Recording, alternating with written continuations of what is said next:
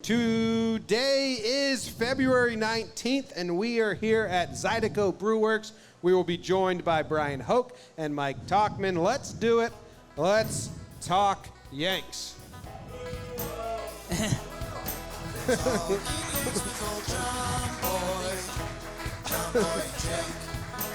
Recaps galore, weekly awards, stat lines, steaming hot takes. Get your Yankees news with these two. If anyone wants to give me a beer, I'd be appreciate it. Wow. Talking Yanks. I'll take Jake's. We're good. JOMBOY and Jake. Talking Yanks with old JOMBOY and Jake. What's going on, everybody? How you guys doing? My name's JOMBOY, and I am a host of Talkin Yanks. I'm joined with Jake, my co-host. We're here at Zydeco Brewworks in Tampa. We've got some people joining us for a live show. Thank you to everyone who came out.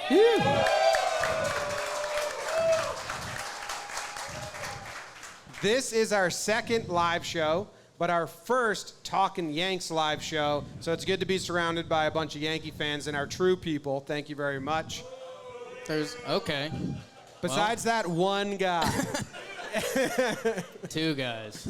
Jake, how you doing? And then I'm we can good. introduce Mike. James. And yeah, we've got a third co-host, I guess. Yeah, he's running the show today is what I heard. Yeah. The crowd should be pretty familiar with him. Outfielder for the New York Yankees, Mike Tauchman. How you doing, brother? It's good. Good to be here. Thanks for having me, guys. Yeah, man. Thanks for coming out. And I think we do have to give an early shout-out to Roosevelt, who they're sponsoring our whole spring training trip. And I know you've got... Yeah, give it up for Roosevelt. Yeah. I have a question. It's an honest question. Jake says Roosevelt's. I say Roosevelt's. Is it an either-or thing, or is there a correct... Yeah, man. So Jake's wrong. All right, either or, we all agree. And Mike, you've got a little bit of a relationship with them. They were telling me you were one of the first pro athletes they saw wearing their gear. Did you just find it, or did it just get to you? They found me, man. I don't know. I targeted Instagram ads. Oh yeah. Sometimes they're not bad. You know? Yeah. I think that their analytics department is just as good as the Yankees. They just went out and who's gonna be a stud? Yep. And they found him. That's a really good get. And they found us. Yeah, that was wonderful. A little bit different paths. All right. How you doing, Mike? Doing good? real good. Good. Really I good. know. You said this was your first time really doing this. You've played in front of a lot more people than this. Yeah. Couple. But this is new for all three of us here. So my first question for you is long off season. We know you dug your teeth into Game of Thrones, the books and the shows. Sure. Did you binge watch anything? Did you binge read how'd you anything? fill that I void? watched a lot of stuff. Okay. So I did the new season of Peaky Blinders in a day. It's great. Okay.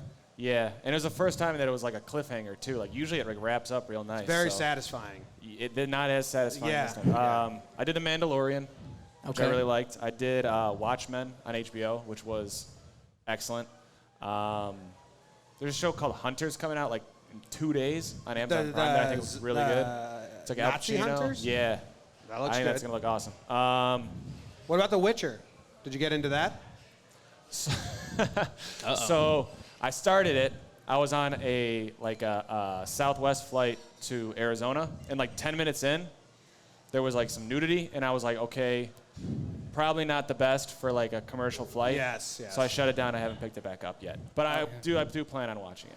That's always crazy that they just show nudity on airplanes. Who's the? Oh no, it was my own iPad. It was a person, but I was like, Oh yeah, you can't do That's a bad that. look. You can't do that. Yeah. I've been in that position. What's the TV crew on the Yanks now? Because I know CC kind of led the way with that, R2C2, Game of Thrones, all of that. Yeah. I mean, I know it was you. Britton was on there. I think Cameron Maben. Is there a new TV Netflix posse that checks in, or what? I mean, we have some good show guys on the team. Cece was an all-timer though. Yeah.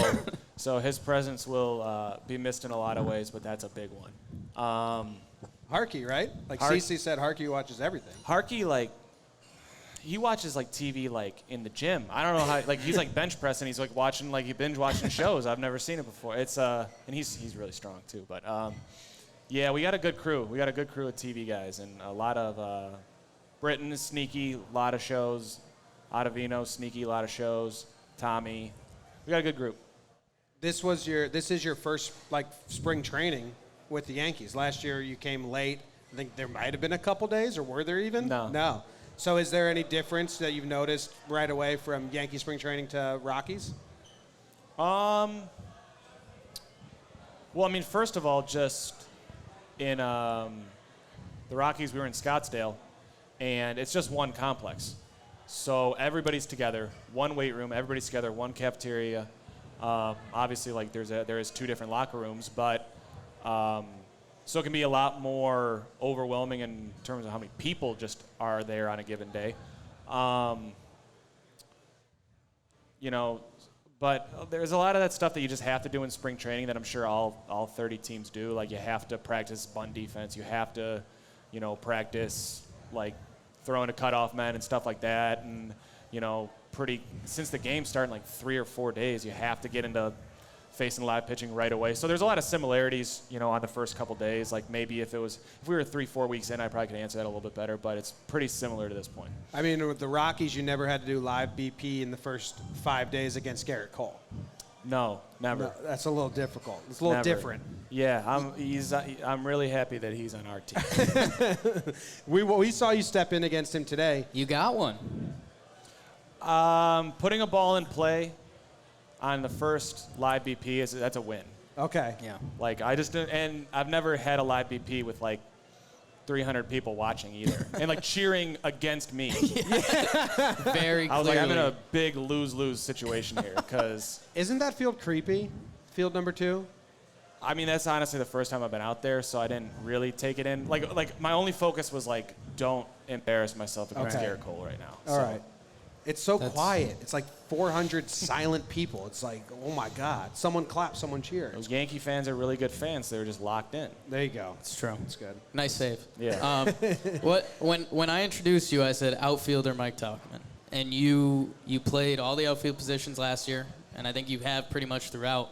Is there one you feel more comfortable with, or you just head down, put me in the game, coach, or little column A, little column B? So I think naturally, if anybody like plays all 3 or has multiple positions, and one of those is center field, I think everybody's always going to say that. And I grew up watching like Ken Griffey Jr. So like center field, like him out there, like he was the guy, and I had the swing down and the bat drop and the backwards hat. Like he was the guy when I was growing up. So center field will always be like, I always take pride. Like I want to be able to play center field as long as I can, and as long as somebody will let me, and I take a lot of pride in that. I did play a lot of left field in college, so just from a volume innings standpoint, I've probably seen the most amount of time there, so the comfort level's there. Sure. Right field is similar too, but that's probably, of the 3 spots, the spot that I've seen the least amount of action in. But if they tell me to go out somewhere, I'm not going to give them a chance to like take it back. I just go and run out there. Go. So speaking of wanting to play center field for a while, your teammate now is Brett Gardner. Sure. Is a monster out there. Oh, yeah. And he's been, 11th, 12th year with the team, and still roaming center field and still as fast as ever. Is that a guy that you see him and you're like, let me pick his brain about this? Absolutely. I pick his brain a lot just because of, number one, the experience that he has. I mean, that guy, World Series, playing for 10 years in Yankee Stadium, which, it's not easy to do. And to have the level of success that he has, of course I'm going to pick his brain. He's left-handed hitter. He usually hits in front of me in the lineup. So, any opportunity that I have to, hey, what'd you see? How's this guy's stuff move? What's it looking like? I mean, I do that almost probably after every at-bat he has. I'm in his ear or talking to him. He does a great job of kind of leading the outfield from center, whether it's, moving myself or Clint or Judge, or if like Tyler Wade's out there or Tyro or whoever. Like we had a million outfield guys have to play the outfield last year. Ton. But he was kind of the mainstay. So, I don't think it can be, overstated how important he is in that spot, sort of leading verbally, but also leading by example. Did you know, so we talked with Phil Hughes, he came on the show, and he said when he went to the Twins, a lot of people were like, so what's Gardner like? Is he really like a jerk? Or because he's got this kind of, for lack of a better term, like red ass. If you like, see him on the other reputation. team, he's walking tall. But then all the Yankees say he's the biggest prankster, biggest jokester. But then also he's the biggest shit talker on the field. So like, where you were like, who the hell is this guy? I mean, he's just kind of like when he came up, it was just I think it was a little bit different, man. Like there was a lot more chirping, there was a lot more, kind of instigating, and I love it. I mean, I love it. Having guys like that in the clubhouse leading the team. They know when the team kind of needs a kick in the butt. They know when, the team needs to relax and have, remember that we're playing baseball and that's something we love to do. How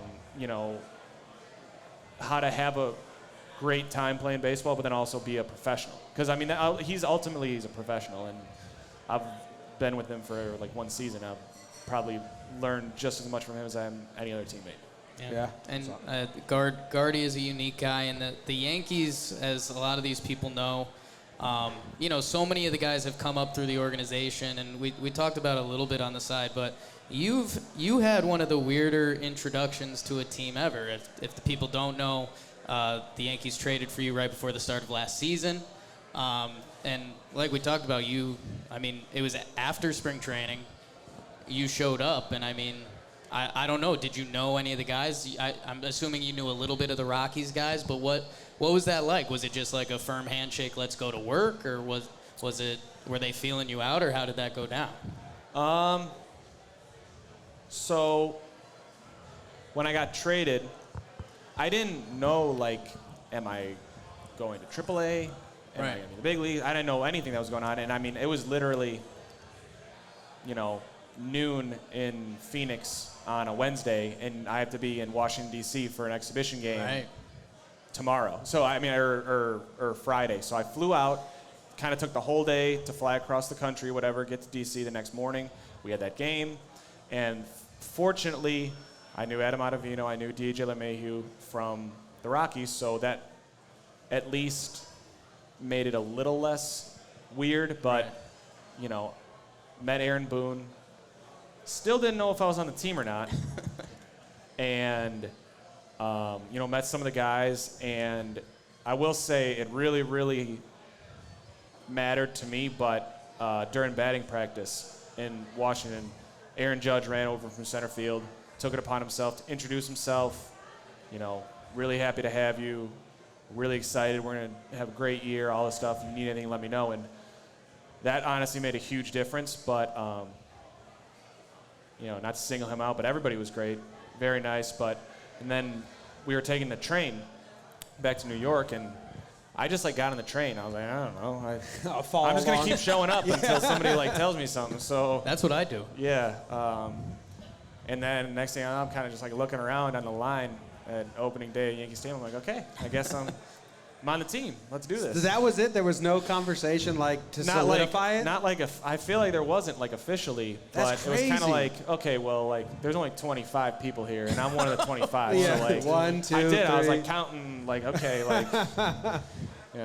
But that's crazy, man. But yeah, it was an absolute whirlwind, 48, 72 hours or whatever. But it was a lot. It was literally picking up, moving across the country and having to go to work right away. So it was crazy.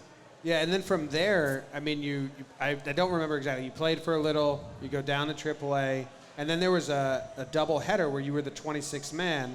And wasn't there a story you had to borrow Wade's car or No, something? so when I got optioned, the AAA team had an off day the next day because they were traveling to Indianapolis. So I was like, can I just go home? I live in Chicago. So I was like, can I just go home and get my car, spend the day at home, and then meet the team? So they're like, yeah, whatever. So flew out that night, got home, spent the day at home. The next morning, I drive down to Indianapolis. I walk in. Jay Bell's the manager.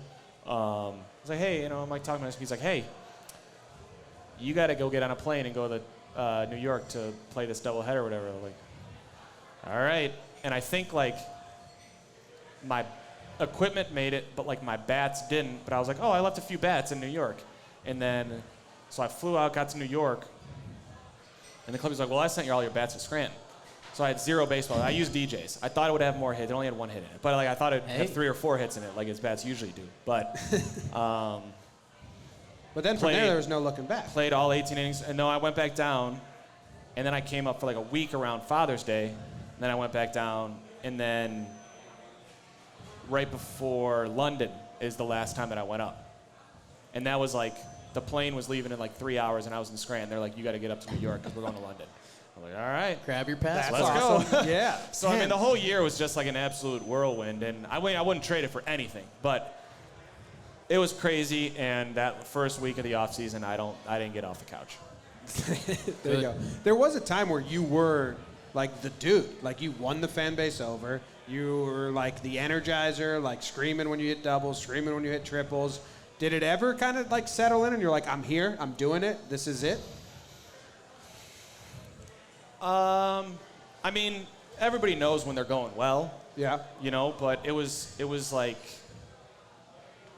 I didn't even want to like stop and think about it. I was just like, just try to keep like every day just sort of getting that routine, because I think that's one of the hardest things to do when you're transitioning from, you know, a minor league player to a major league player. There's not many like, you know, and this is like a compliment to him, there's not many like Gleyber Torreses out there that just show up and they're in the starting lineup and they play forever, because there's not that many guys that are that good. Yeah. You know?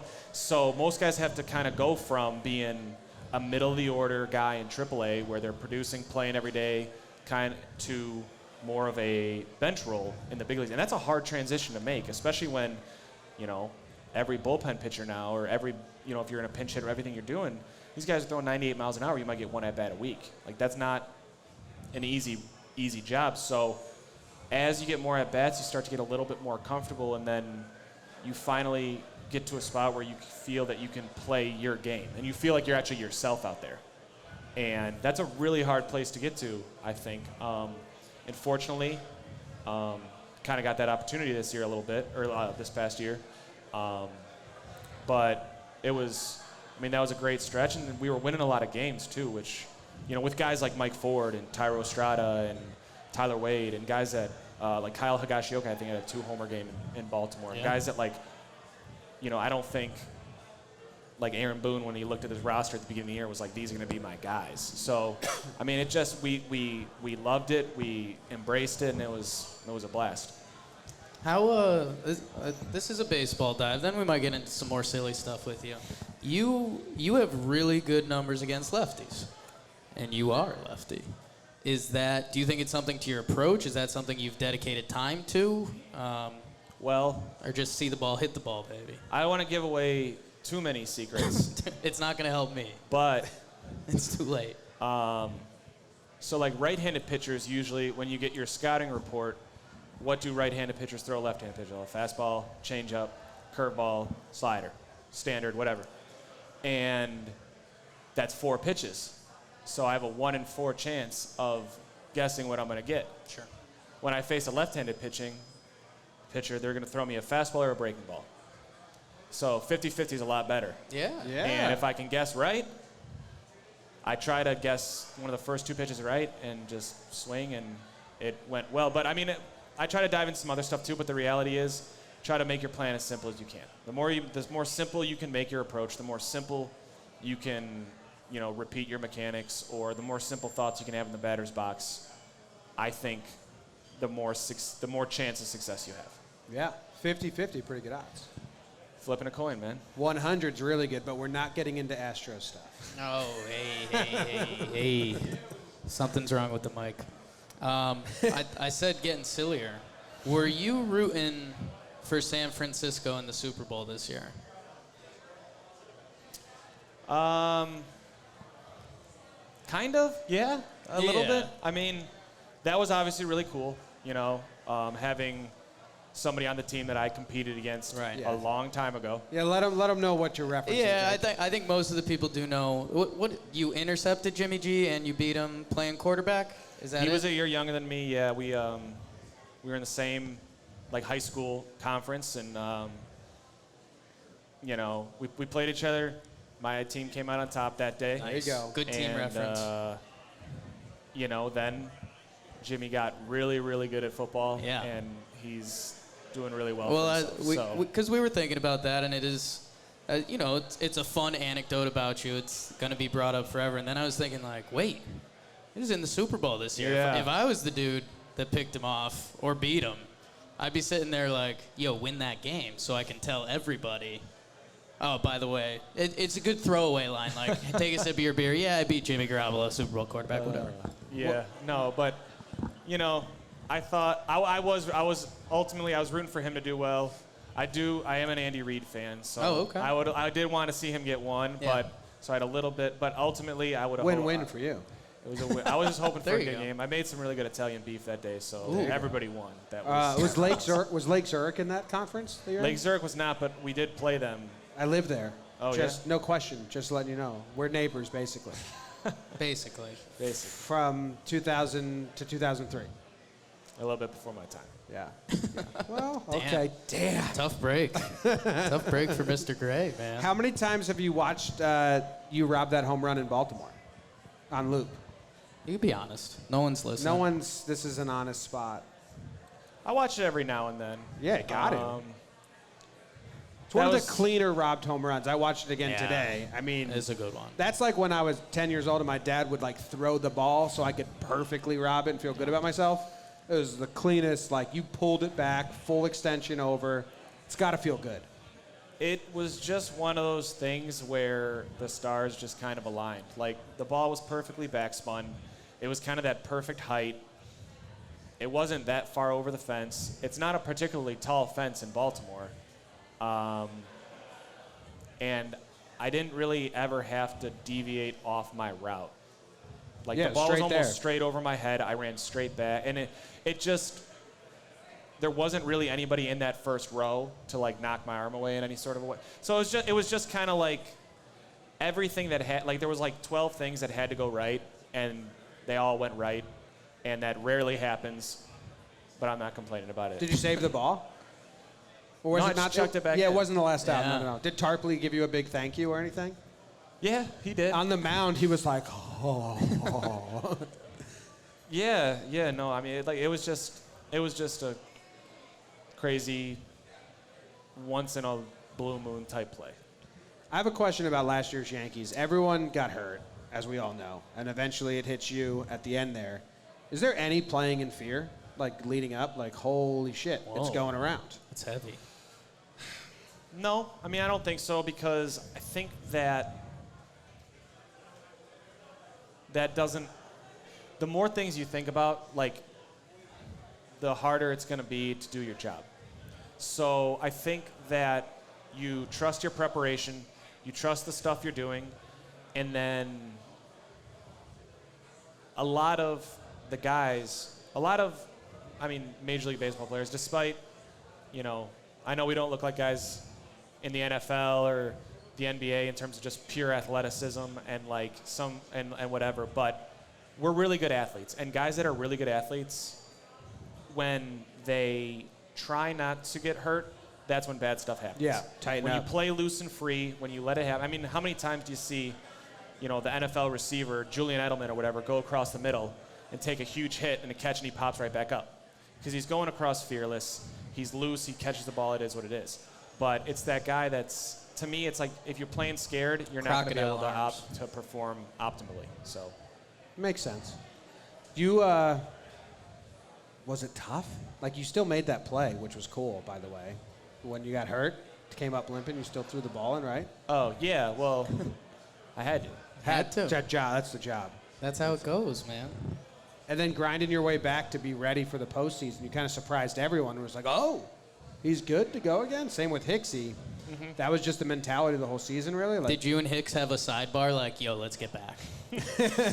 looks like they're having fun. Let's join them. Let's Yeah, do it. we were kind of like two ships passing in the night in Tampa because he was heading back up to New York for the LCS, and I think we were down like one day, and I saw him and it was like, what's going on, man? Like, you go? He's like, yeah, I'm ready. All right, cool. Well, hopefully I'll see you. But no, you know, I mean, they gave me like the door was open an inch, and I'm like, that's all I need to hear. And you know, I think with an injury, if you look at the finish line, it's gonna feel like it's you're running a marathon. but I really tried just to take it one day at a time, and it was, obviously super frustrating, sitting in a hotel in Times Square watching us play, the Rangers on that last road trip, or the Tigers, or the Rays, or whoever it was, and just not being there, or sitting at a bar, and the guys next to me are talking about the Yankees, and I'm sitting there, I'm like, God, like, why am I here? I am one. Or, obviously, like, it was so great to be a part of when we clinched the American League East. But I'd be lying if I didn't say there was like a little part of me that's like, man, like, I should be out there right now, and at the same time, it's motivating as hell, to go into the off season and say, I think a lot of our guys did that. We have some unfinished business. So you try to learn from it. You try to, better yourself as much as you can. But, think that's what makes our group so great. Is it's a group of guys that's just always trying to better themselves and be the best versions of ourselves and compete on a given night. Yeah. I got a heavy analytics question for you. Wow. Rain delay. What are you doing? Rain delay? Yeah. What's your rain delay game plan? Ideally. So I try not to just keep eating. Okay. Like I try not to That's keep mine and eating. Jake's life. That's the 24/7 plan. But realistically, watch TV, play on my phone, talk to the guys. Try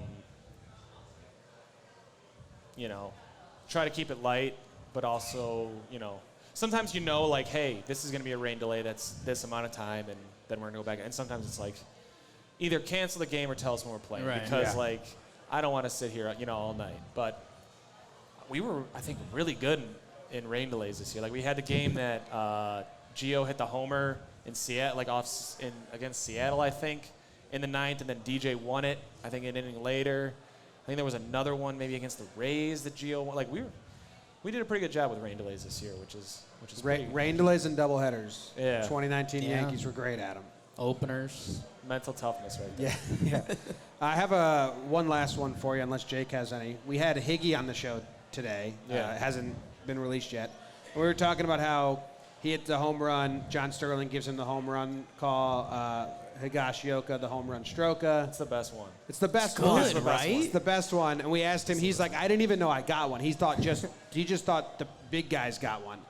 So when you hit a home run, do you know that that's a Yankees thing, that Sterling's going to give you a unique call? Or do people just start calling you Sockman and you're like, what the hell? I learned it when I got here. Okay. Because, I don't listen to New York radio. Yeah. Why would I? So I learned that, this is John's been doing it forever. And he has all these, sayings. And I heard it. And I'll be honest, my first initial reaction was like, I don't know. What does that mean? It's bizarre. I don't think he thought I was ever going to hit a home run. He improvised. And I He was does like, that sometimes. And then Tommy Canley got me on it because he just would scream it at me all the time. And I'm like, all right. It kind of just became and I'm like, I could either embrace it Yeah. and have fun with it. And now it's gone. It's what probably 2/3 of my teammates just call me. The sock man. Sock man, man. That's the power John Sterling has. It is. That's what 40 years or whatever will get you. Do you know what DJ LeMahieu's is? Yeah, it's like David John, long gone, and I didn't know that was DJ's Oh, name. really? I don't know. It's David John makes Long Gone. Okay. Which is Just even to- weirder. Just to add to the To be more nonsensicalness. bizarre. I like it. It's I like my it. favorite bad John Sterling call. Is there a clip of Canley screaming Sockman from the bullpen? After every home run, you can hear Canley screaming Sockman. So, If you've got a good Canley story, we could end it there. okay. So we were in Baltimore. It was that same series when I robbed a home run, and we had they had one of those just the rain came in like crazy. I think it delayed the start of the game by 30, 35 minutes, and it wasn't a very well-attended game. So, the game started late, 6th, 7th inning rolls around. I'm walking up to the plate, And in Baltimore, the bullpen is over like the left center field fence, and there's like 2 levels. There's like the home bullpen, then above it is the visitors bullpen. And I'm like walking up to the plate in like a Major League Baseball game in like a stadium, and all of a sudden I just hear, "Suck man!" And I'm like, look, and like 500 feet away is Tommy, like standing in the bullpen, like with his arms up in the air. You know what? That was his birthday, and he had thrown 2 days in a row, so he knew he wasn't pitching. So I remember that. He was just running around, like, partying. Yeah. He was game. like just absolutely screaming, and I'm just like, I like step out and I like look at him, like kind of busy right now, man, you know. But I was telling you earlier, in all seriousness, you don't always get teammates who are always truly 100% rooting for your success. You know, like sometimes because in the minor leagues, it's honestly, it's about competition. And there's so few spots in the big leagues and guys like coming out trying to make it. Tommy Kahnle, whether you're a bullpen guy, whether you're a catcher, starting pitcher, infield, outfield, whoever it is, if you are on his team, he loves you 100%. He 100% wants you to have as much success as you can, and like honestly is like one of the best teammates I've ever had. He's a little kooky, but he's honestly like one of like my favorite teammates ever, because you can genuinely tell he wants everyone at their best all the time, rooting for your success all the time. Damn. And that's awesome. honestly more rare than you might think. That's awesome. Yeah. I think unless you got anything for us, you're good, man. I'm good, man. Do I look like Tyler Wade? No. Okay. Well, cut the mic.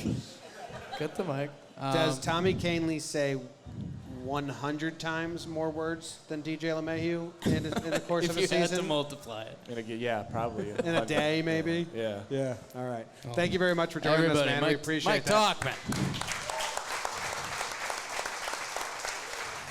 We'll call Bryan Hoch up. Bryan Hoch to the stage. Bryan Hoch, you're needed at the stage. All right, we are back for part 2 of our live show at Zydeco Brew Works, and we are now joined by an old and great friend, Bryan Hoch, writer for MLB.com, author of Baby Bombers and Mission 27. How are you doing? Great. Why do you make me follow Mike Tauchman? How am I going to tough. follow that up? That's Not fair. fair. Whenever we have you on, we talk for so long, so we were like, we'll let him leave, and then he doesn't want to hear all this. Quick story for everyone. He had someone better to be than this? He's got to No. go watch some TV. Oh. He's got to Okay. get his Yeah, 10 hours in. That makes sense. Yeah. So quick little history here. 2 seasons ago, Jake and I started saying, hey, let's try to do this as a real thing, right? So we went to spring training. We had no plans. We had no credibility or clout or anything.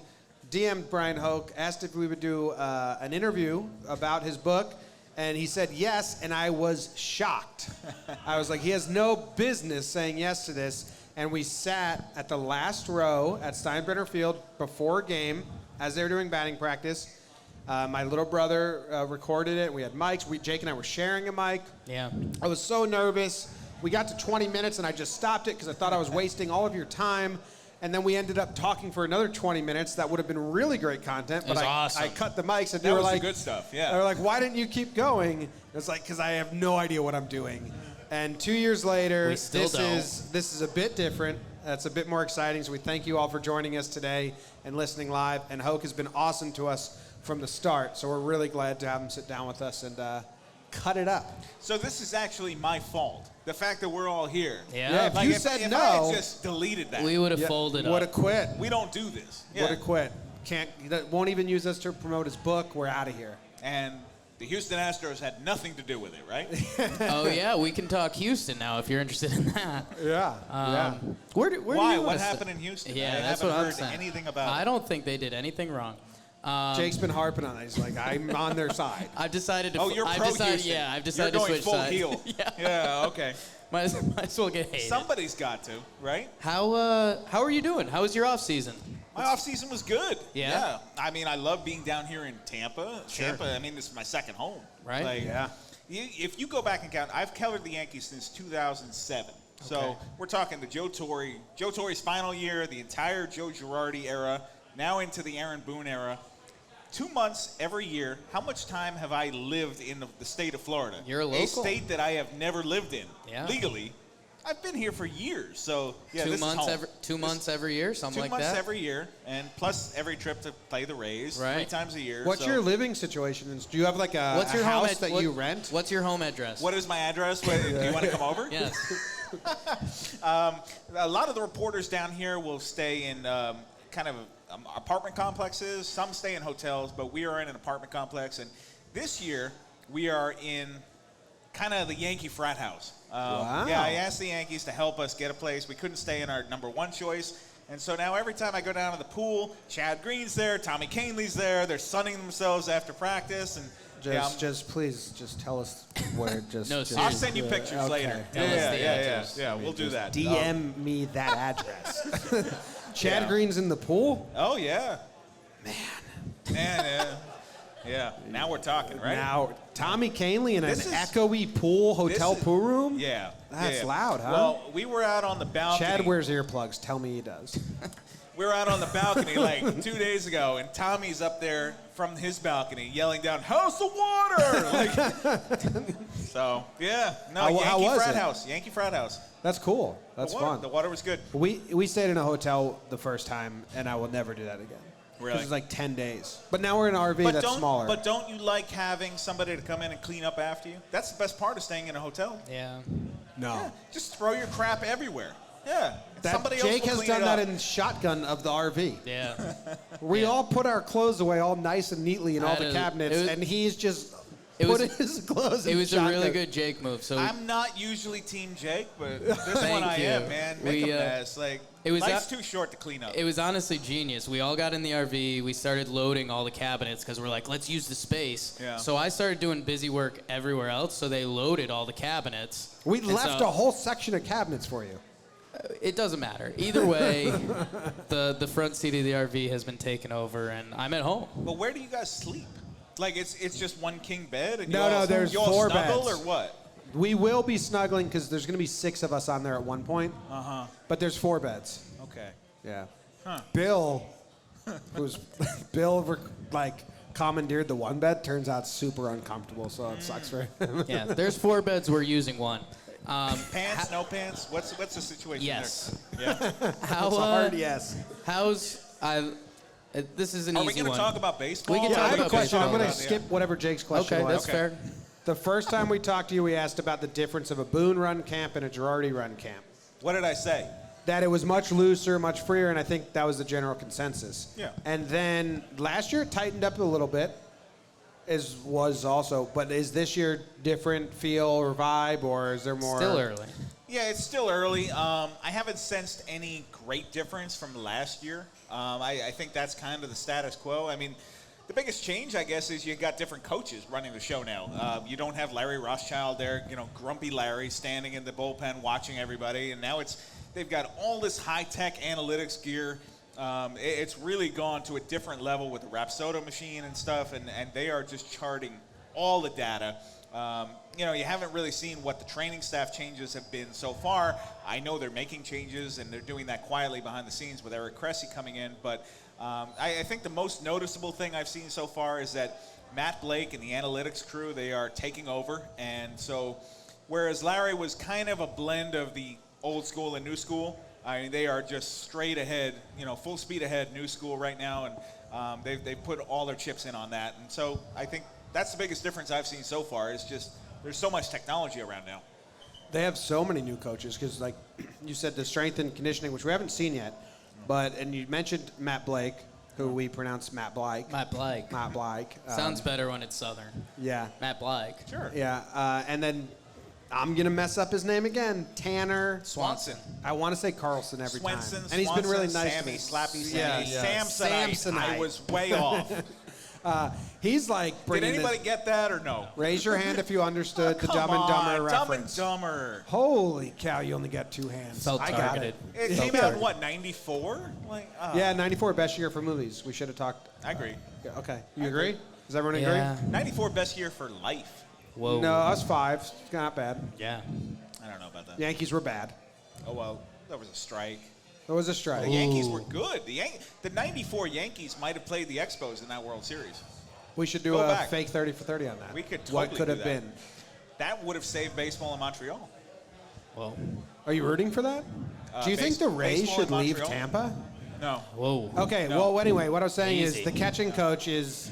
I he's love the bring- idea of Montreal. But, Yeah, okay. All right, Yeah. anyway, go ahead. There's a lot of changes to the philosophy of this team where does it, in my mind, you can build the narrative, and I don't know if this is true or not. The first year with Boone, Larry was guiding him as like, I've managed before, I've been around this team before, and you could see it wasn't the bench coach next to Boone's side during games or spring training. It was Larry. And now that he's kind of moved on from Larry and we have all these new guys, is the whole thing kind of shifting now where, like, it seems like it is, but is Boone part of the shift? Is he welcoming it? Whoa. Or is he like, what is this? I think that first year, you saw Aaron Boone kind of trying to figure out who he was as a major league manager. And he had a great team, so it was kind of like, here's the keys to the Porsche, don't wreck it, Yeah. And he did it. He kept between the white lines, and they did okay, and it was fine. And last year, I think you saw more of who Boone wants to be as a manager. The whole savages in the box thing, Yeah. he was really more vociferous with the umpires, chirping from the top step. We didn't see that in 2018. Not as much. He got ejected like twice in Yeah. 2018, but it was weird ones. I think he was more comfortable in his own skin last year, and that's to be expected. I mean, he'd never done it at any level. He'd never coached, he never managed, and you get thrown in, and suddenly you're the manager of the New York Yankees. And I know he played for the Yankees for, a half season, but it's different when you're the guy in that chair. And so he got a full year in 18. 19, I think you saw more of who Aaron Boone will be and wants to be, and 20, I mean, once again, he's got the Porsche, don't wreck it. Yeah. Right. And also, Topper, Rob Thompson, he scheduled out spring training under Joe Girardi for like a decade. Yeah. Like every day. Who's going to go on this field? Who's going to get that field? But Boone didn't take over that. So who? Because they're changing it now from the last 2 years. Do we know who's doing that now? I think Carlos Mendoza is still going to have a big hand in that. Okay. I think it's kind of a more collaborative thing than Tom's. Tom's wanted full control of that. And, Boone's, I'm interested to see what it's going to be because Boone and Girardi, whenever we'd ask a question about the pitches, it was, I got to go ask Larry. You got to ask Larry about that. And now Larry's not here. And so can we ask Matt Blake? Matt Blyke. Matt Blake.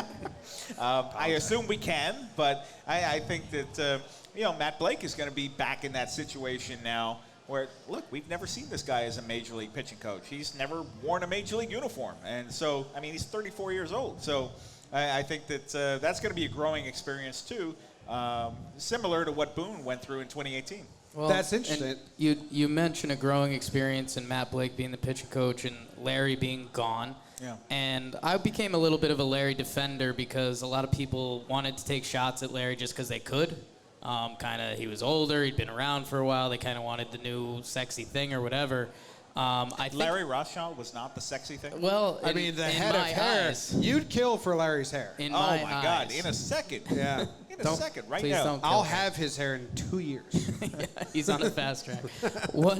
I think something that's going to help Matt Blake a lot that I think would also help Larry Rothschild was Garrett Cole, who the Yankees signed in this offseason. And we got to see him live today, and it was honestly incredible. Well, Wasn't that cool? Incredible for spring training. Dial it down a little. Incredible for spring training. He was doing live pitching. He was intense, just like a laser. He was pitching in spring training like you'd expect someone to be pitching in the postseason. He was punching his glove. He was grunting. He was doing all of it. All the Yankee fans here obviously want to hear about the $324 million man. Did I get that right? I have no idea. It's a lot of money. It's a lot of It queso. doesn't. Once you But get past he's 300, earned it. doesn't I've got no matter. problem with it. Yeah, after $300 million, you Close. know that. Close. But what's been the Garrett Cole experience for you, and like what have you seen, and what have you expected and seen, or what have you not expected? I didn't know what to expect coming in. It's funny for a guy who was second in the Cy Young race. I didn't really know that much about him personally, other than that he was a really good pitcher. And so I've been very interested to get to know him a little bit. First of all, he's fascinating. Like, this guy talks to everybody. He is talking to all his teammates constantly. we watched him throw his first bullpen session, and then he takes 5 of the coaches and Boone aside, and he's breaking down, well, this is a fastball, and this is why I wanted to do this and with that. And it's like, dude, it's the first day. Calm down. But this is what Garrett Cole is all about. He's like a professor of pitching, and he lives for this. I mean, he's got other interests too. We talked to him a little bit today about wine.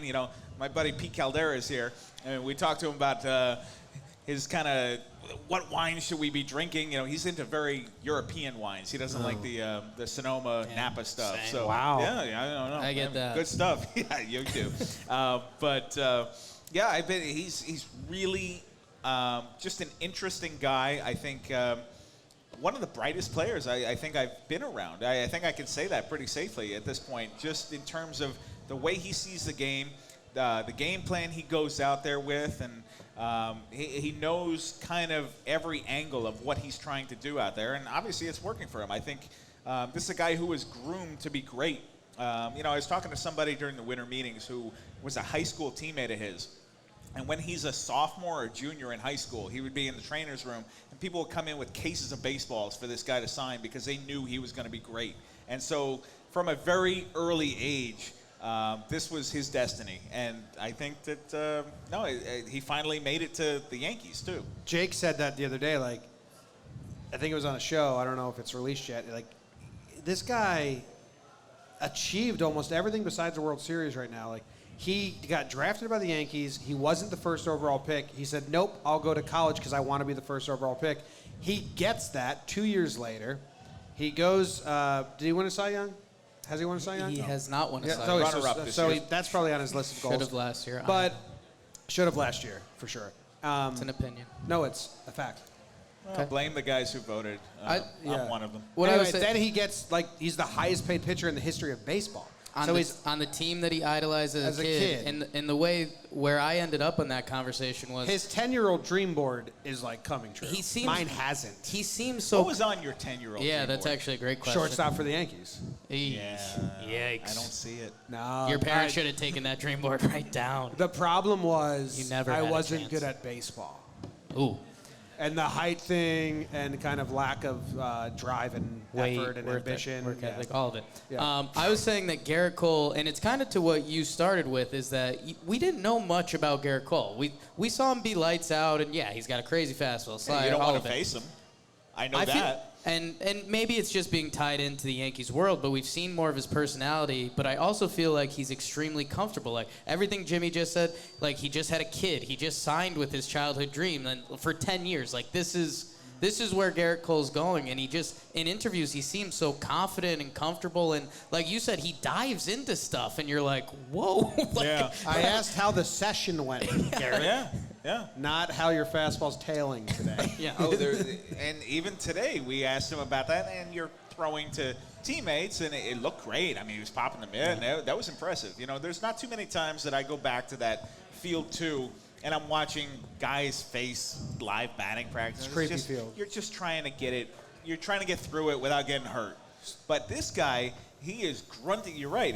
Every pitch is, He's mad at himself when he threw a popping the ball. glove. He's Could you do pissed. that again into the mic? One more time, everyone, please quiet down. Everybody leave. I have a question. But here's one other thing that happened. So you guys didn't see this from where you were, but Cole and Higashioka come off the field after the first inning, quote unquote, and Cole is just rapid fire talking the whole time about, hey, why did you call a change up in this count? Why did you do this here? Why didn't we work more inside to that guy? Maybe, what did you think of the sequencing here? And it's it's March, it's February 18, and you're facing Gleyber Torres on the backfield. I don't want to see this guy in Game 7 of the World Series. Yeah, he was shaking Higgy different off. level. Yeah. I felt so bad for Higgy. He's catching him for the first time. He's getting shook off by Cole. Then he's got to call balls and strikes. Mm-hmm. He called one borderline pitch a ball, and Garrett Cole was like, "Where'd you have it?" And Higgy's like, "Oh shit, man!" It is this early. blows. It is early in spring training, but for this guy, it's regular season already, and that's what I took away from that. So we talked about how Boone leaned on Larry, and now we think there's this whole crew of new coaches that are going to lean on Boone. What pitcher that's been on the Yankees is going to lean on Cole with all this info and all this chatter and all this talk? Who do you think is going to gravitate to him and learn and use it? I could see the younger guys doing it. I think that, Tanaka's obviously established enough that he's probably not going to. Severino, I think could. Severino could absorb some of that. Jay Happ was a teammate of his in Pittsburgh, so I think there's a pre-existing relationship there. So, but I don't think Happ is going to learn from Cole necessarily. But I could see like Imagine him trying. Throw harder.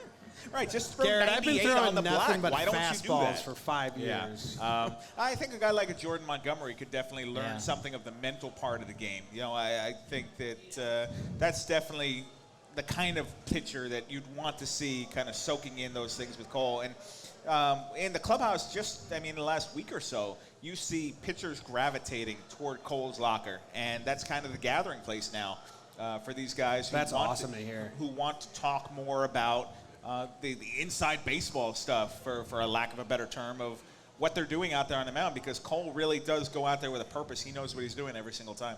So, like, after today's live batting practice, and in the scrum, you say there's Cole, and Ottavino was also pitching, and Sessa. You say, Cole, how'd you feel today? And he gives you, like, 30 minutes of details. Is it fun to then turn to Sessa and be like, how'd you feel? And Sessa's like, oh, no, good. I can't do what he just did. Yeah. No, Cole is definitely at a different level. And, you volley up the simple, hey, how'd that go for you? And you get a long response, more than you need for a short news story, but it is fascinating to hear him kind of expound on it. I think I use the term pitching professor, and that's kind of what I think. He is at a different level than a lot of the other guys that I've covered over the years, for sure. Yeah, that's awesome. You got it? I was going to totally pivot to offensive side, so if you have a more Cole that's kind of where I was going. Wow, we're a good team. Nope. I was going to say we've kind of pivoted ourselves from, we did spring training bingo last year, and it was just all the generic stuff, like best shape of your life, balls coming out of his hand Working real on well. a changeup or third pitch. Just all of those. We've kind of gotten away from those. We've heard a lot of it.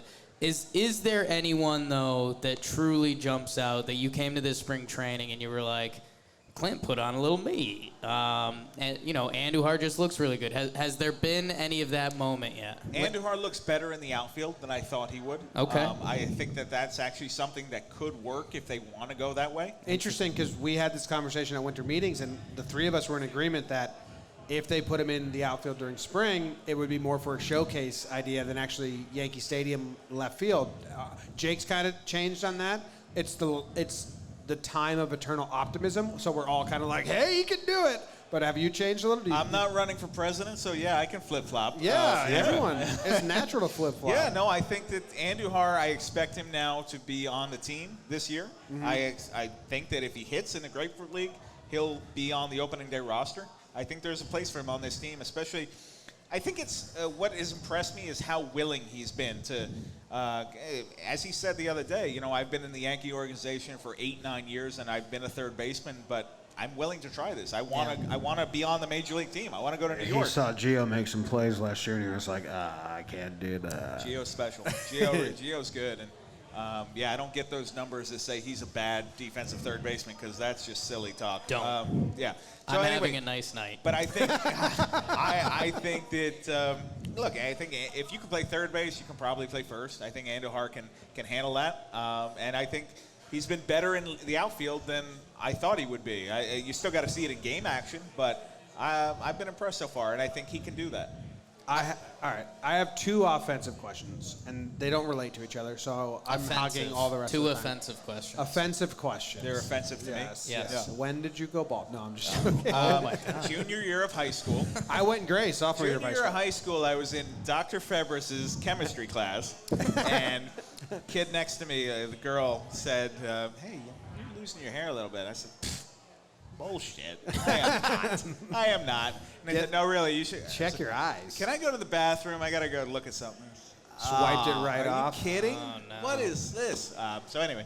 All right. Did you have a real question? I did. You are a phenomenal John Sterling impressionist. Well, I thank you. I thank you, John Boy. Something dawned on me today.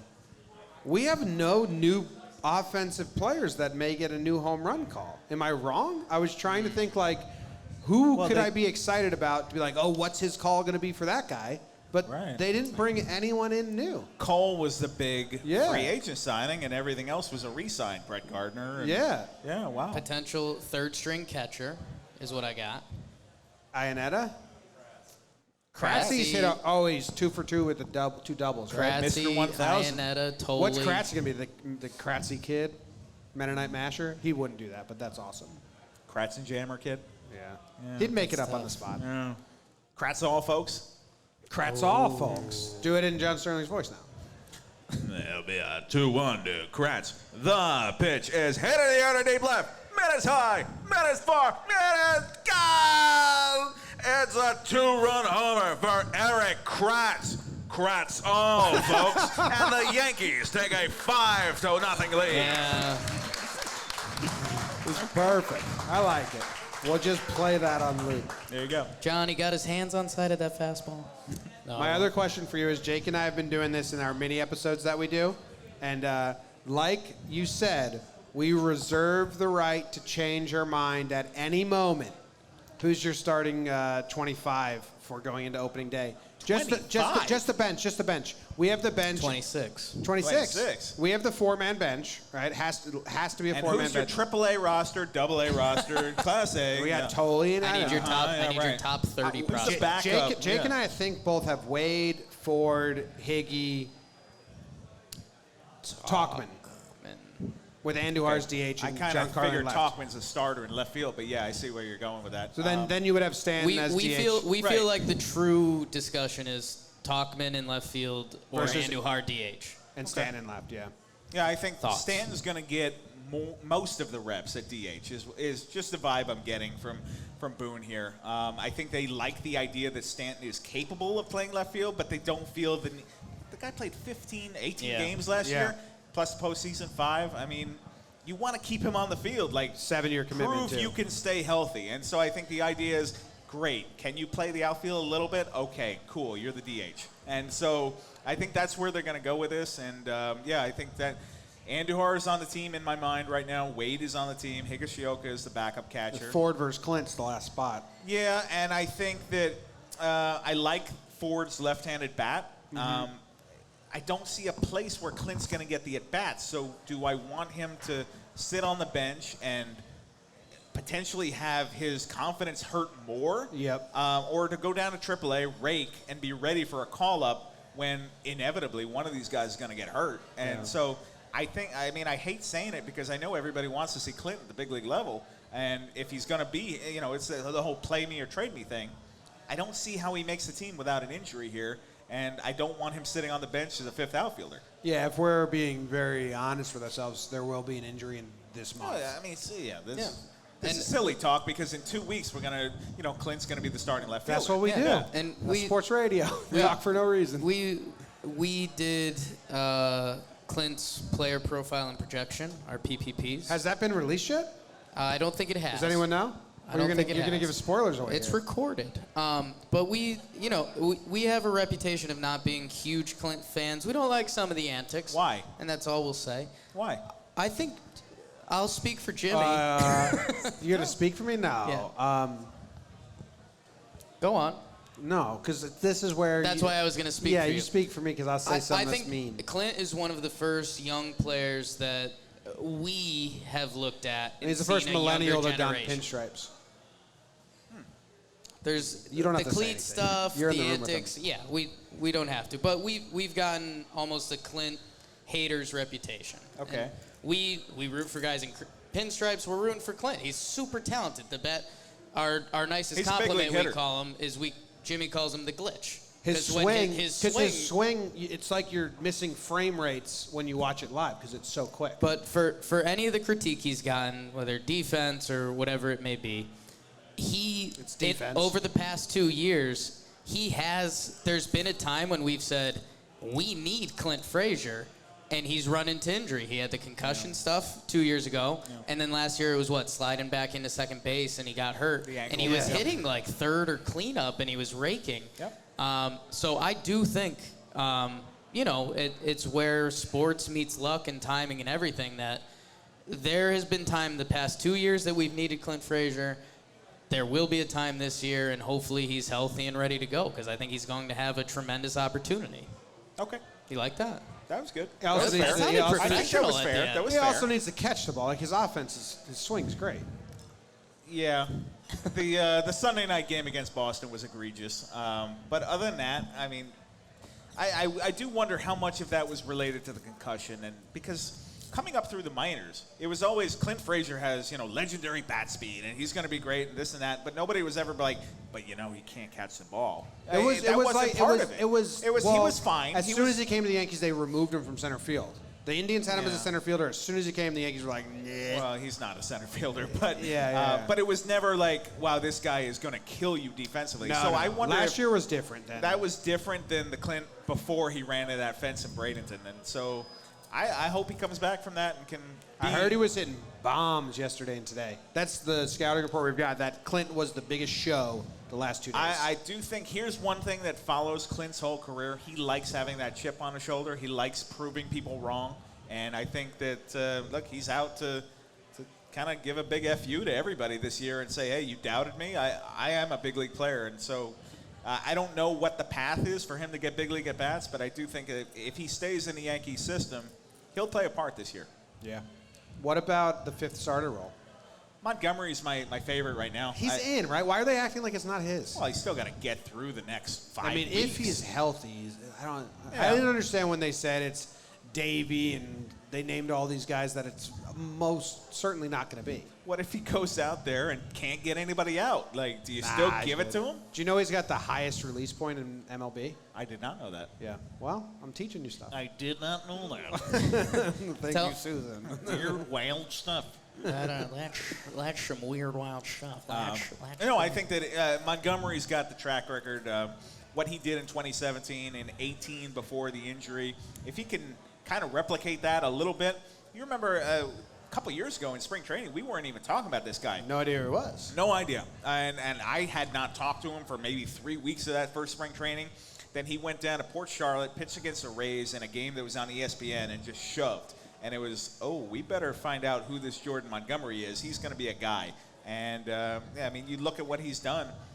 What are you looking for from the fifth starter? I think that he would be a great fit there. I don't think Davies Garcia is going to get the nod just yet. I mean, there's more development. He needs a lot of time. There's more AAA. development that needs to be done there. So I am looking forward to watching him pitch. I want to see him face some big league hitters and see what's there. Yeah. But, I think Montgomery, that's my guy. That's my pick right now. Jake hates him. Do you think Sessa? Jake hates? I don't hate Why? Monty. He compared him to Andy Pettit a couple years ago, and I Well, was he's like, chill left-handed. out, dude. Left-handed, gets out of jams really well. Let's see a little more body of work.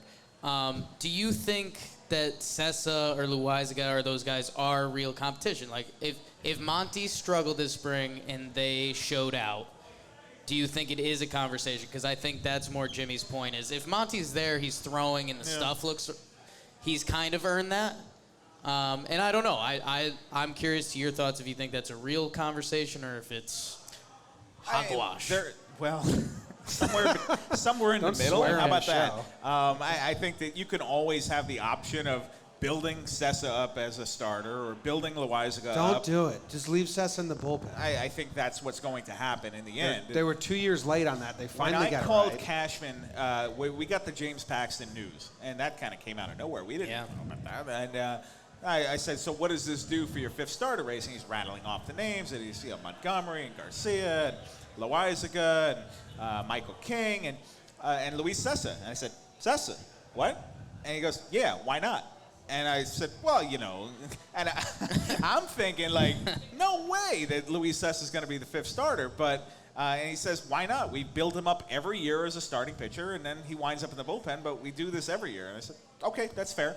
It's just habit. He's there. He's there. He's there as an option. And, I think he gets an undue amount of flack from the fan base. I think he actually had a pretty good year last year. Good year last What are year. you looking for from the 11th or 12th guy on your pitching staff? Well, they finally used him right, and he was good last year. A lot of times he's coming in where the game is slipping out of reach, and you're asking him to just kind of soak it up and not let the horse get out of the barn. And I think he's done a pretty good job there, and you can have a good big league career doing what he's doing. Have you ever let a horse out of a barn? I have not. I rode one out of a barn once.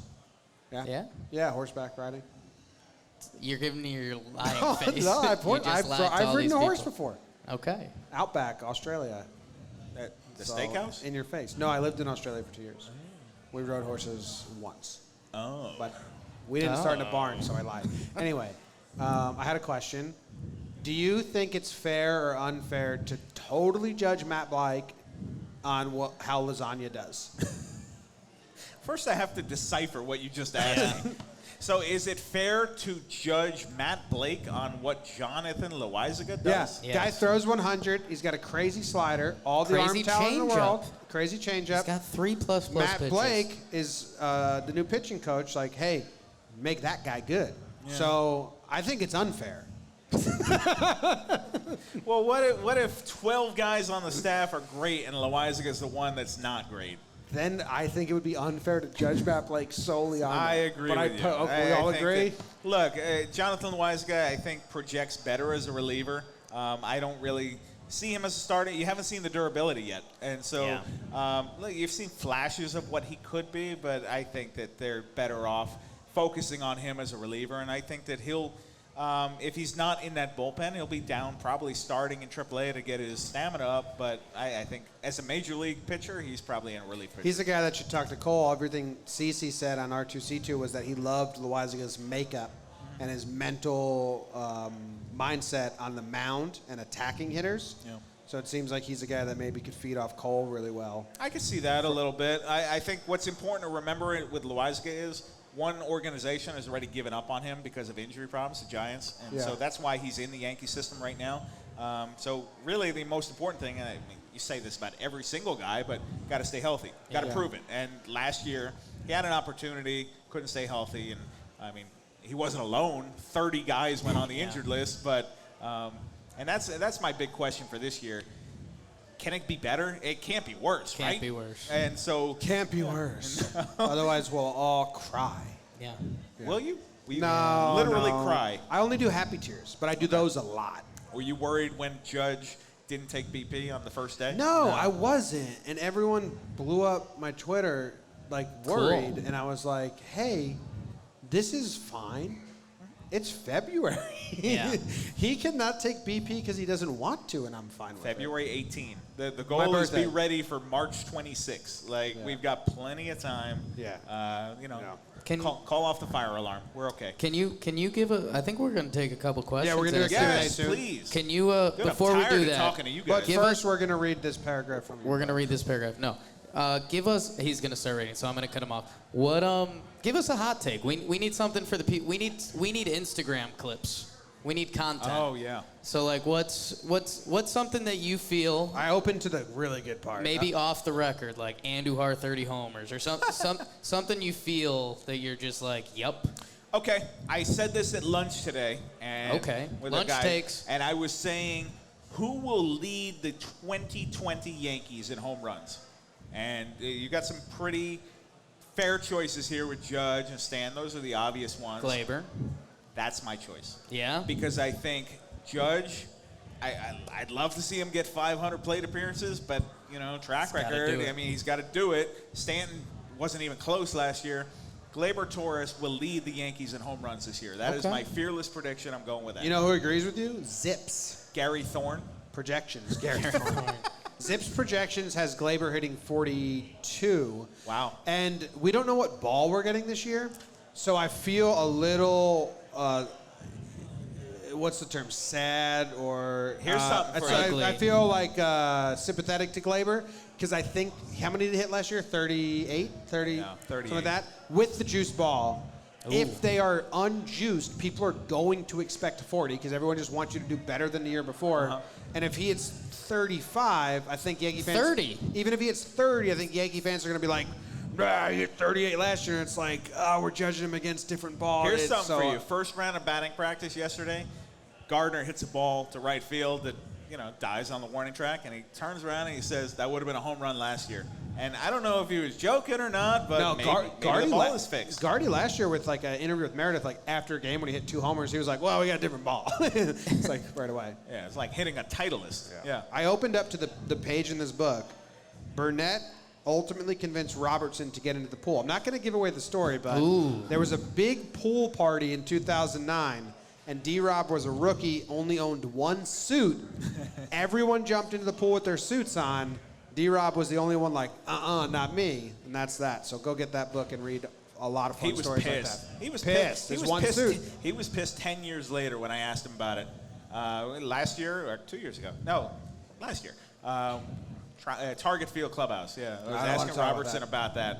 And Dave Robertson was kind of happy-go-lucky, and this was A-Rod's big pool party in July, his birthday, 2009.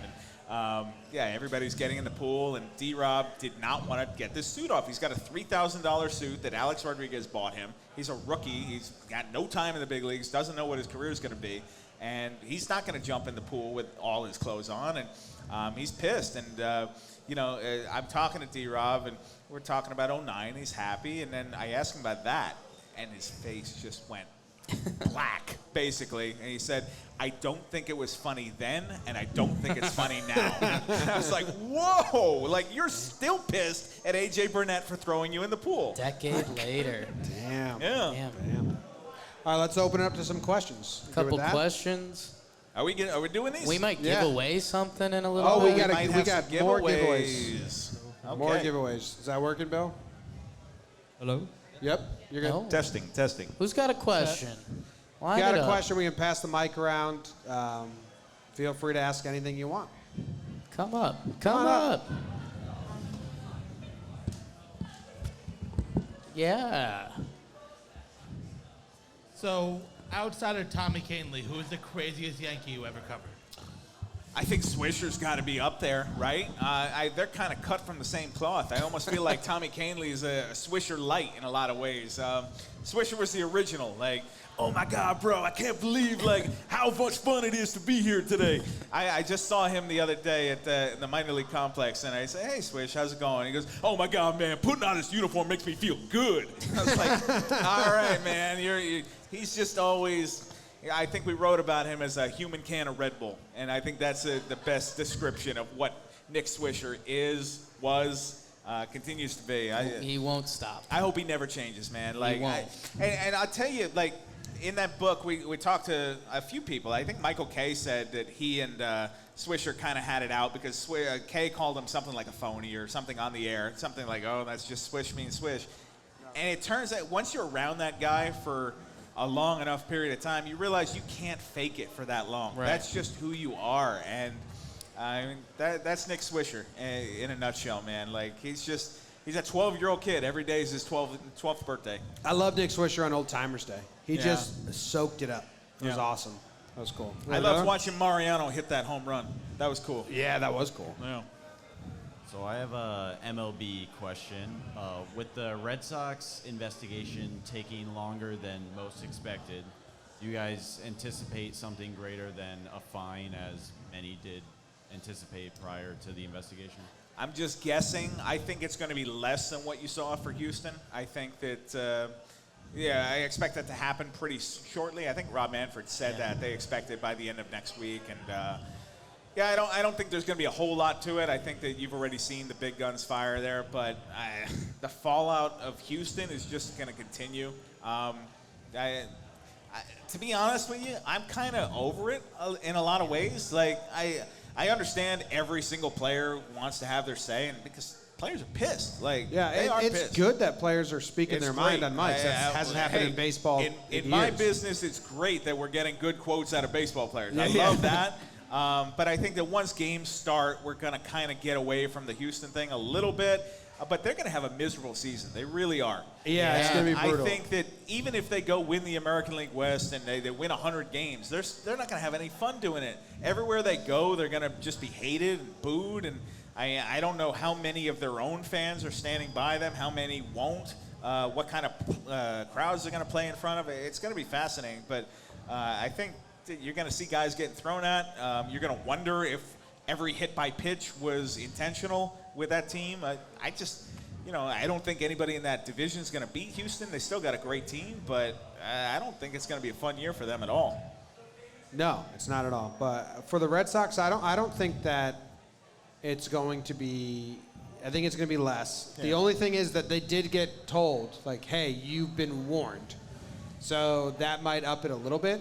But imagine if they punish the Red Sox more than Houston now. What are they with going all to do? the- mean, Fire they their will. manager? Yeah, that already happened. Yeah. I think the two interesting things, what Jimmy said, is that the commissioner gave them a warning, very specific, and then they went against that, which is basically spitting in the commissioner's face. And then the second thing, which I think this came out the other day, but a lot of people were saying, you know, in Houston, the players were caught red-handed. So everything they said, and, you know, they had to tell some of the story. The Red Sox, I don't think they were technically caught red-handed or whatever they were caught doing. But either way, the players don't feel an onus to speak about it. So I, again, forget where I heard this, but I don't think the Red Sox players are really talking and being like, yeah, we admit to this, this, and this, like Houston did. So I think that's really interesting because the way Manfred said it in his press conference the other day was kind of like, we're hoping they talk because right now we don't know what to do. And would that add up? Absolutely. I also think what the Red Sox were doing, the Yankees were probably doing. I mean, they were using the replay room to try and decode the catcher's signs. We know the Yankees were doing that before it was illegal. I would guess they kind of maybe kept doing it. There's a chance. I would think a lot of teams are doing what the Red Sox were doing. The only thing that makes them punishable is that they were the only team that had a warning and then kept doing it. No one else got warned. But who knows?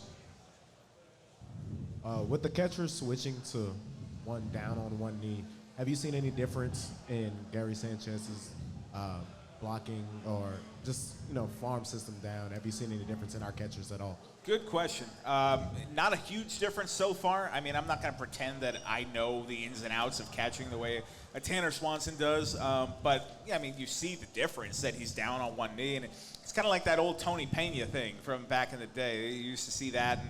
And you're really going to have to see it in game action. I mean, you can look great in drills. I mean, I've watched Gary down on one knee, throwing the bases and stuff. But until you're actually catching a pitcher who's more unpredictable and watching him with that, you're not going to know the whole story. I think that the whole idea behind this was to improve his framing because apparently that was very below average last year because he was focusing so much on the blocking. So they kind of want to find a happy medium for Gary. It's always going to be hard for Gary. He's got the big body.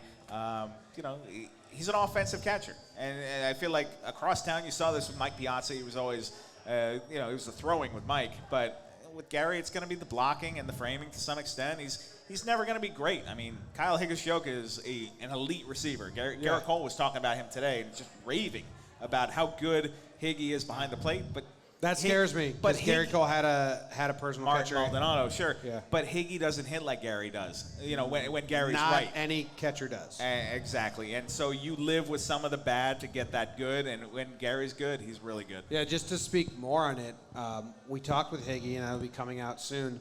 And I don't think Higgy's doing the one knee thing. It didn't seem like he was like, see nah, that today. Yeah. I'm good at framing. He had an interesting answer on it. He was like, we reserve the right to do whatever we want. He's like, I'm good. That's always been my good thing. Iannetta was doing it. Gary's doing it. It worked for Garver. The other thing that they're going to try and do that the pitchers don't want is to have the catcher, and a lot of catchers do this now, is they hover their glove from the dirt, and they hover it up, and that is to steal the low strike. So if an umpire sees the catcher's hand go down to catch the low strike, he automatically thinks, well, that's low. So Tanner's trying to get them to start low and come up to catch the low strike, and that gets you more calls on the bottom of the plate. So there's two things Gary's working on now. It's that, but that is the pitcher needs to be receptive of that because they're so conditioned to throw to a target, and there's no target there. So that's two things that the catchers that Tanner's trying to work with them on this season. And who knows? Last year we saw Judge swing without a leg step or out of step or kick all spring, opening day, kick, gone. So Gary can do this every single game of spring. Opening day he could go back to normal. Who knows, but that's the idea Tanner's trying to get with Gary, and bigger frame guys, harder to move, and that glove up instead of glove down. Well, good question. Thank you, Doctor. Yeah. I love catching. I could tell. Hey guys, I have a quick question. The sim games were awesome to watch today. You know, as fun as it was to watch Garrett, I was really excited to watch Clark Schmidt, and we haven't talked about him a lot today. And a lot of projections, are high and low about him. I thought he looked phenomenal. And then Clint took him deep on a mistake. I mean, destroyed that ball. But Clint paid him. Clint will do that. where do you guys sit with him? Thinking about Clark Schmidt. I was very impressed talking to Clark the other day. This is a guy who's very confident, seems to know who he is and what he wants to be at this level. And look, he's only made it up to Double-A. He touched Double-A last year, but he pitched great for them in the postseason drive last year. I think that, he talked about why he wanted to be in the SEC was he wanted those bright lights. He wanted that kind of atmosphere around him. And so he got that on some level in pitching for Trenton last year. But the Eastern League playoffs are not exactly what the World Series and postseason are. But he thought that was a great stepping stone for him. He thinks he can make it to Yankee Stadium this year. I'm not going to bet against him just based on – you are? Just for that reason, there's two exceptions to the rule that Cashman has had. It's Johnny Lasagna and Jabba Chamberlain. Those are the only guys to go from Double-A to MLB. Any other pitching prospect, Cashman likes him to get almost a full year in Triple-A. So if we see Clark Schmidt, I'd expect it to be because there's a ton of – he's not on the 40-man either. So you have a lot of things that have to happen to see him actually crack the roster. Be a lot of injuries or September. But I don't think that's think that's a knock on his ability or his future. It's just, for the most part, Cashman likes seeing a lot of AAA. The 40-man is easier to navigate than you think. I mean, Hicks still isn't on the 60-day IL. Paxton. And I think Paxton also isn't on the 60-day IL, which you could do pretty easily. So you can navigate that. Probably throw a catcher on there, though. Prospects are crazy. I mean, how did Clark Schmidt technically jump Davy Garcia, who was the youngest player in AAA last year? And Clark Schmidt is now the Yankees' top prospect, which, Yankee world is crazy. According to who? One of the side. Who said? I think it was the MLB top prospect list. I think Clark Schmidt's number one. They've got Davey one. I think it's Clark. No. We'll check the books. books. Agree to disagree. But anyway, but yes, I think that Clark Schmidt, he'll probably start the year in Trenton. I could see him in AAA, and once you get to AAA, I could definitely see him getting to the show. And the whole conversation we had about Johnny Lasagna. I mean, if you're any of the young Yankee pitchers, Matt Blake is the new guy in charge. And if you can impress him and catch his eye, got that spin they're rate, buddies. all those They're analytics. buddies. They knew each other before. Thank you for the question. Why not? I only have mediums here. Is that worth it for you? We got some Roosevelt stuff we can throw you to. It's just not in front of me. All right, what's up? Okay, before you guys were talking about how the Yankees haven't had any bats, could you guys see any moves before the season starts? Maybe a small thing like a Scooter Jeanette signing or any trades no one's talking about? How is Scooter Jeanette still out there? Because he had a really bad bad year. Yeah, he was, but baseball nobody's going to happens. even let him come to camp. All-Star year the year before, yeah. Yeah. You wonder what he's asking for, I guess. Yeah, I guess. I'm surprised about that. So I don't see any holes on this team, though. Like where, all right, let's say, for example, Scooter Jeanette signs tomorrow. Who's he taking the job of? Well, Tyler Wade, I guess? that would be so mean to do that twice in a row. But we did this. Jake and I did this on some episode where it's like, all right, in February, how many years can we go back where they didn't add someone in March? Yeah. And the last 3 years. Hey, you talked to your guy right here tonight. Mikey T. Tauchman, Neil Walker last March. Then there was someone, Cosma, or someone Cosma. they added. So like 3 years in a row, they have added a guy. He was not the nicest guy in the room. Wow. No. That takes something for you to say Or that. the best. No, he wasn't great at baseball either. Woo. So they've added a guy in March that has made the opening day roster 3 years in a row. Yeah. So don't be shocked. But I don't know who they I take. do remember vividly the day, I guess I'm going back a ways here, but Francisco Cervelli was going to be the backup catcher. That was just locked in, like we all expected it. It was done. And then Chris Stewart trade happened the last day of spring training, like the boxes are being packed. And it's like, oh, wait, Cervi? Yeah, you're not getting on that plane. By the way, you're going to AAA. And he bawled at his locker. He cried. Yeah, I mean, he's had a great career. And he's had a long Major League career. But that day, man, I felt bad for Francisco Cervelli. Like, he thought he was going to New York. I think he had an apartment set up and everything, and then it was like, boom, Scranton. It was Wade last year. Yeah. I don't know. He was pissed. Could, rightfully so, I think. Could something happen? Absolutely. I think it would be more of a headline than what it does. I mean, so many of these baby bombers are coming to fruition. Nice You like that? Yeah. But Brian knows you could see someone like that because, I mean, Cashman will go for it. I mean, Cashman's not shy. He's out here to win. He's not necessarily there for feelings.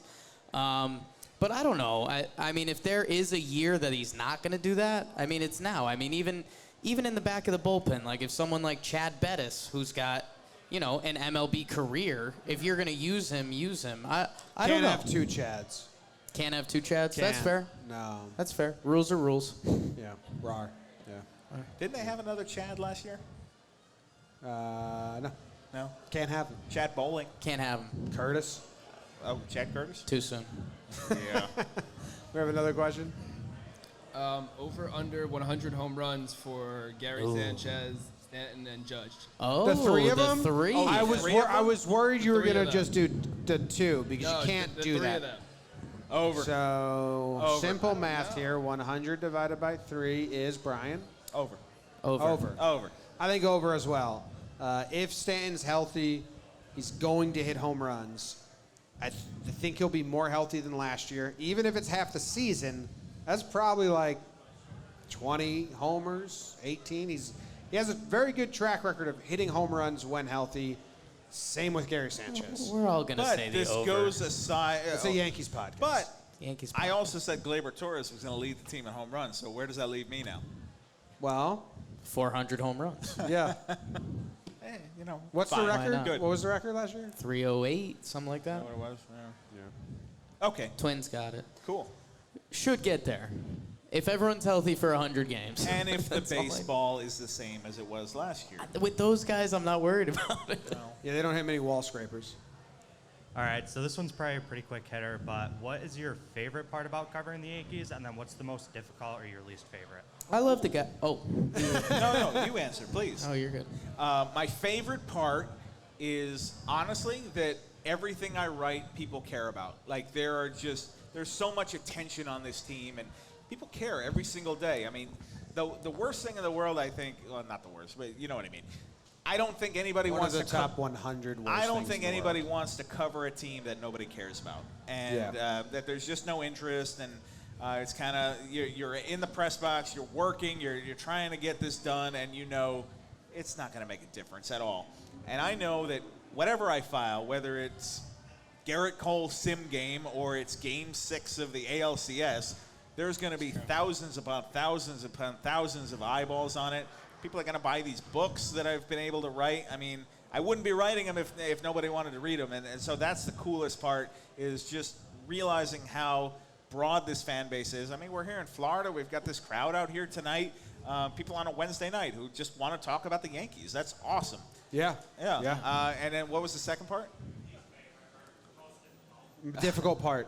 Difficult part, the competition, I think. Yeah, I think that the fact that there's so many good, talented people on this beat, all fighting for stories and every nugget of information that's out there. And like, I get mad when I wake up in the morning, I read a story, and I didn't have something that George King has in the Post or whatever. You know, I mean, that hurts. I want that in my stuff. And so that's the fight every single day. And yeah, I think that every day is a challenge with that. Do you ever look at the Mets beat writers and get a little jealous of because they have stories every day? Mets is a country club, man. Like compared to the Yankees, like yeah, no, I can't honestly say I'm jealous of anybody over there. Yeah, that I was telling somebody before, and you guys know, with me, my first 7 years, I covered the Mets. The last game I covered on the Met beat was that Endy Chavez game in the 2006 NLCS. Carlos Beltran.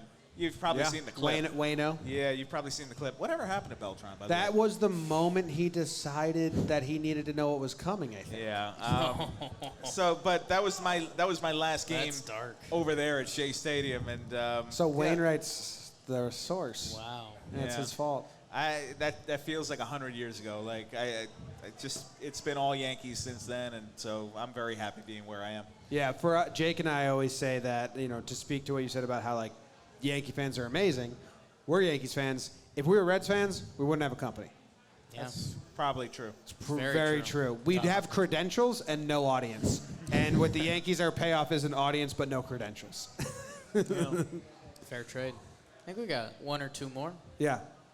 So I feel like last year's breakout star was Gio. Do you feel like anybody could have that kind of impact that's not on many people's radars right now this year? It's a little tough. We kind of talked about this because who can do that? And there's not many options because we saw so many of them last year. Like I was thinking, who can get a new Sterling call? There's not. We heard them all. Like my answers would be Ford or Tyro. But Ford kind of did it last year, and we've seen Estrada. So, but those would still be my two. And if Tyro Estrada's getting 400 plate appearances, you're in trouble. That's Jake's boy, you know. Okay, but still. I like Tyro. I mean, he's still young. You're his biggest fan. I love him. Besides his family and friends, you're his biggest fan. We're not going to walk away and say Tyro's got a 900 OPS and he raked. Like, Yeah. Tyro's solid, and I think he can fill in. Gio was special. That was special to watch. Like, where did that come from? On a lot of other teams, the Gio stuff is crazy. It still doesn't make sense. On a lot of other teams, Tyro Estrada would be highly appreciated and hopeful. The Yankees kind of get to skip that. Not even because he was up here tonight, Jimmy will confirm that I've been on this, but when Mike Tauchman settled in and was healthy, there was a month and a half where he was a top 5 player in baseball. Yeah. Look at his July stats. Not Look a at joke. that. Not really just stabbing at stats. Little butter Defensively, offensively, for a month and a half, he was awesome. And I think, like Bryan kind of said, I just think the opportunity is going to be there, whether it's injuries or just look at what the Yankees value. Like, Andujar's going to get at bats, but they value defense, whether it's in left field or center field. And like he said with Stanton, that guy's getting paid for the next 7 years a lot of money, so I think they're going to DH him. I think Tauchman's, what he showed us on the baseball field last year, he can hit lefties, he can hit righties, he can play defense, power, speed. That's huge. I just think if he plays 140 games, he's a guy that people maybe outside of this bar would know. I think if they use Cesar right, he can be really good. Next question. Hi, I'm a huge Tanaka fan, and I thought it was really super cool that Cole gave some great props to Tanaka in his press conference. And do you think, has there been in any interaction so far between the two? And if so, what's happened, and what do you think they can learn from each other? And also, does Tanaka get tapped for home opener? Ooh. I haven't even looked at how that plays out. out. I did a lot of turkey math. Jake was upset with me when I did it. Baltimore for 3, Tampa for 3. Is that right? With an off day or 2 off days. It depends if they go to a 4-man rotation. Thought about that yet. I had it lining up that Tanaka was the home opener. I'm fine with that. I'm happy. Cole gets the first game. Tanaka gets the home opener. Right. Fine with that. To answer your question, I think it's been more of a kind of Cole watching Tanaka from afar so far. Obviously the language barrier is there. Tanaka actually speaks English much better than you think he does. I was telling somebody before, when Tanaka and Gary have a conference on the mound, they speak English. And so, which is kind of cool to think about. They speak baseball. Yeah, it's kind of cool to think about. So Tanaka conversationally can keep up with Garrett Cole, I think. And so the more they're around each other this summer, that relationship will develop. But I thought it was very cool what Cole said, because he has really carried himself as an ultimate professional since he got here. And I can't believe it's 7 years now for Tanaka. How about that? Yeah. 7 years. Did you see his shirt? It's a great Tanaka shirt that we made. That's awesome. But it got cease and desisted, so it's a relic now. Really? Yeah. How often does that happen to you? Not as often as it should. No one say anything. Okay. Do we Call have the cop. One more? One more, 2 more. So I know that we're talking about current Yankees at the moment, but I'm just curious if you get any type of sense that Didi's presence is missed at all? Yeah, I think that in the clubhouse in particular, I think he was one of those guys that kept things loose. He was a fascinating guy. I mean, he'd show you what he was working on his digital imaging, and he'd made these movies and stuff on his computer. And I think that part will be missed, because it's such a long season for these guys that you need those kind of diversions to break it up. they're not all robots like DJ LeMahieu, who just shows up, wants to play baseball, get 3 hits, and go home and be done. So I think that it was cool that Didi had all these off-the-field interests. I think he spoke something like 7 languages, a very eclectic guy. I think that part will be missed. On the field, I think Glaber can handle shortstop. I like Glaber and LeMahieu up the middle. You can't keep them all. And That's an underrated storyline because Cole's dominating everything. It's very early in spring, but Glaber going into a season, I'm the shortstop for the Yankees, I think will help with his headspace a lot, which I think most of his errors are mental lapses and simple errors and not skill-based errors. He might be someone that a good start to the season could be huge. Yeah. If he's playing well defensive. They do open in Baltimore, don't they? They do open in Baltimore. Wow, Bryan Hoch. Yeah. 5 homers that first series. He's a pro. Market. To speak on Didi, I heard some scuttlebutt that Bryan can confirm or not. It's up to him. That at the end of last season, he was a little less involved than he used to be. Less Didi, and who knows what was going on. There was an injury, and he didn't have his regular job back. And I heard that, nothing bad or terrible, but it was just maybe, he was gone for so long, and that team was so new, and there was a revolving door of new faces that he didn't feel like it was his spot anymore. So I don't think, I think if we went from 2018 to 2020, it would be like, whoa, where's Didi? And I'm not saying this in a mean way. I just think that last year was kind of a buffer for losing him to the fan base too in a weird way. And I love Didi. Well, I think, remember, he would not do his emoji post until after the All-Star break. Yeah. And even though he came back in June. And the reason for that was he didn't feel like he was part of the team. And he rushed back from that surgery. He was disappointed with the fact that he wasn't playing up to his own standards, and I think that was a hard year for him. And I think this is going to be a good year for him in Philadelphia. I do wish him well. I think he's going to do well playing for Girardi. I think that was a big part of it. But we talked earlier about Clint Frazier having a chip on his shoulder. I think Didi's got a little bit of that too. I think Didi loves the idea of, hey, you guys didn't believe in me, because they didn't try to re-sign him at all.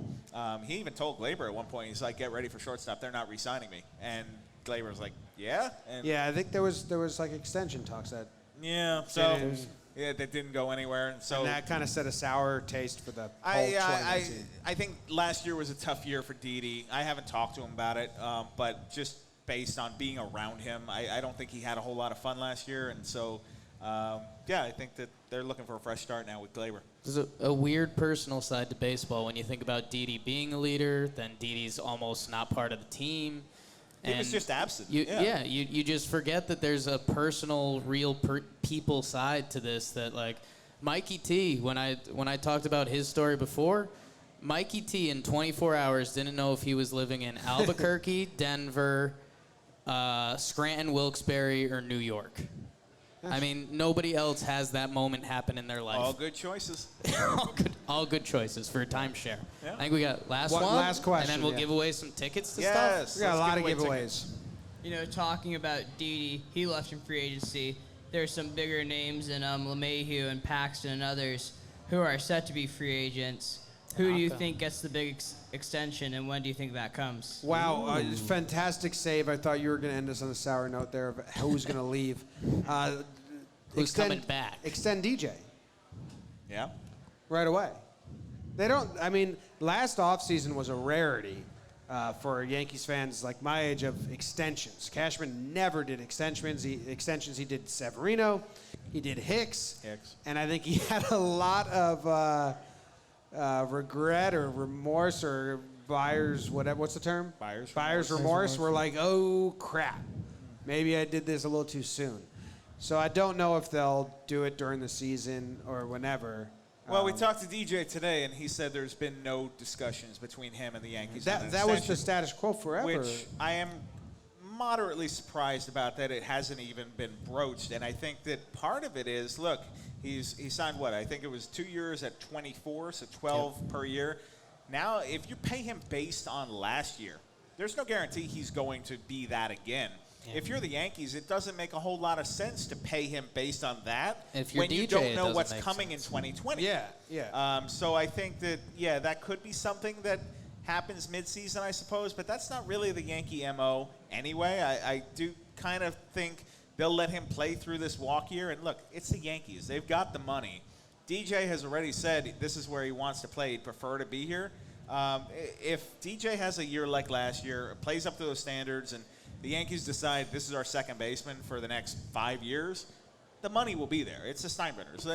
They just backed up Brinkstruck for Garrett Cole. This is easy for me. Yeah. Everything you said about DJ is true. It doesn't make sense for the Yankees. It doesn't make sense for DJ. Because if he goes out and has another, 6-WAR season or whatever it is, he should get paid. Yeah. The Yankees don't know. He doesn't know. Paxton, he's hurt. We'll see what happens. I mean, the extension really doesn't make sense. He probably wants to hit free agency. That's going to be his payday. I wouldn't do Paxton now. Right. It doesn't I make mean, sense. you have no idea. You can't. If there's a guy that has been reliable and you can picture staying in pinstripes, it's Masahiro Tanaka. Well, Would either of you be surprised if the end of spring training free agency contract that a lot of teams do, it's not necessarily the Yankees, but a lot of teams do, if Masahiro Tanaka signed a 3-year, 20 per year, something like that? I'd be surprised. I don't think that's going to happen. I actually lean that he's not going to be Yankee anymore because I'm preparing myself You're for the just sadness. preparing yourself for sadness. That's sadness. your life. I'm picturing him in like a Reds uniform, and it's just so ugly. I don't see it. It doesn't look good at all. It doesn't happen. All right, good. I He's don't in think he wants pinstripes. to So go anywhere. He they'll doesn't. re-sign they'll re-sign DJ and they'll extend Tanaka, and that's final. I think the only way that you see Masahiro Tanaka in Cincinnati is if the Yankees decide we don't want you back. And I don't know what would have to happen for that. Well, they can't because they're going to lose Happ, they're going to lose Paxton, and then Tanaka too. It's like, well, who's the staff? That doesn't seem realistic to me. Yeah. All right. I think that's Should we it. give away some tickets? Yes. Yeah, we'll end the show and then we'll do a giveaways. And thank you guys very much for coming out. Yeah, thank Claps for Bryan Hoch. Claps for Bryan.